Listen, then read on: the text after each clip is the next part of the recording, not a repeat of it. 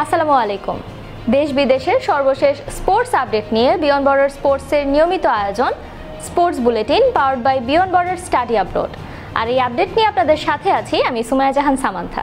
চলুন দেখে নেই আজকের স্পোর্টস আপডেট। বাংলাদেশ ফুটবল লিগে চতুর্থ ম্যাচে পুলিশ এফসিকে 2-0 গোলে হারিয়ে প্রথম জয় পেল আবাহনী, যেখানে দলের হয়ে গোল করেন সুলেমান দিয়াবাতে এবং এনামুল ইসলাম। এছাড়া এই জয়ে 4 পয়েন্ট নিয়ে পয়েন্ট টেবিলের 6 নম্বরে আছে আবাহনী।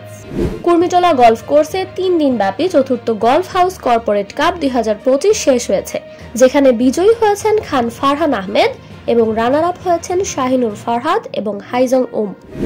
অনূর্ধ্ব 17 এশিয়ান কাপ বাছাই পর্বে বাহরাইনকে 2-1 গোলে হারিয়ে টানা চতুর্থ জয় তুলে নিয়েছে বাংলাদেশ।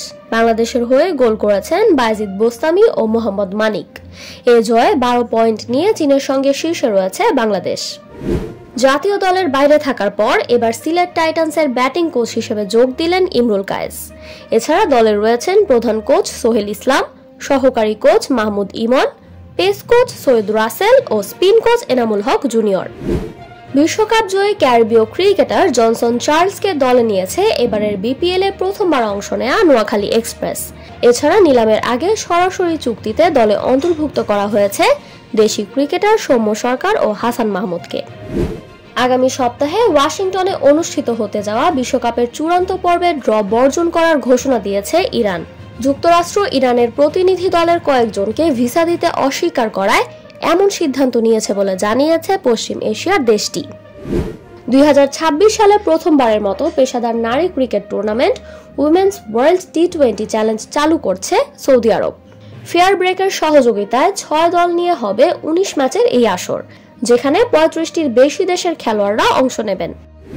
মাত্র 18 বছর বয়সে স্বীকৃত ক্রিকেটের 3 ফরম্যাটে সেঞ্চুরি করে রেকর্ড গড়েছেন ভারতের অনূর্ধ্ব 19 অধিনায়ক আয়ুষ মাত্রে। এতে রোহিত শর্মাকে পেছনে ফেলে 3 ফরম্যাটে সেঞ্চুরি করা সর্বকনিষ্ঠ ক্রিকেটার হন তিনি। টি20তে ব্রাজিলকে 8 উইকেটে হারিয়েছে আর্জেন্টিনা। প্রথমে ব্যাট করে 8 উইকেট হারিয়ে মাত্র 109 রান তোলে ব্রাজিল। জবাবে 14 ওভার 5 বলে সহজেই লক্ষ্য ছুঁয়ে ফেলে আর্জেন্টিনা।